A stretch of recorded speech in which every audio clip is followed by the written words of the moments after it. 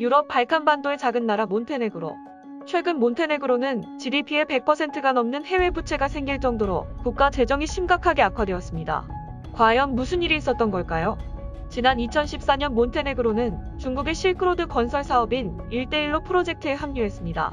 당시 몬테네그로는 국토를 남북으로 가로지르는 고속도로를 건설하기 위해 중국의 국영은행으로부터 약 10억 달러를 대출받았습니다.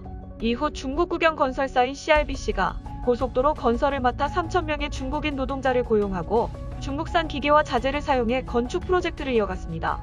안타깝게도 7년이 지난 현재 고속도로는 완공을 앞두고 있음에도 갖가지 논란과 어려움에 봉착해 있습니다. 몬테네그로가 중국에서 빌린 10억 달러의 상환일이 7월로 다가오는데 채무를 이행하지 못할 경우 중국은 몬테네그로 국유지와 항구에 대한 소유권 이전을 요구할 수 있기 때문입니다.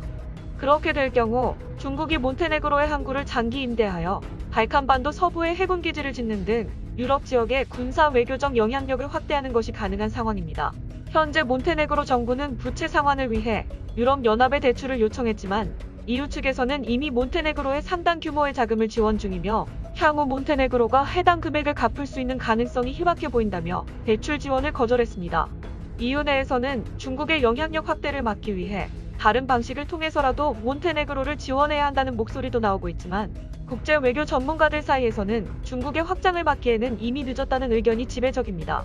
몬테네그로는 어떤 이유로 감당하지 못할 고속도로 프로젝트를 진행하게 되었을까요? 2006년 자주 국가로 독립한 몬테네그로는 국토 내에 가파른 산지가 많아 관광 산업은 물론 생산 물류업을 발달시키는데 제약이 큰 상황이었습니다. 또한 유럽연합에 가입하려면 대규모 도로 건설을 통해 주변 국가의 충분한 접근성을 확보해야 했습니다. 이러한 문제들을 해결하기 위해 몬테네그로는 과감하게 중국의 돈을 빌려 1대1로 프로젝트에 합류하였던 것입니다. 하지만 안타깝게도 현재 건설 중인 고속도로는 기대만큼 이동시간을 크게 단축시켜주지 못할 것으로 예상되고 오히려 지켜야 할 자연유산만 파괴하고 있는 상황입니다.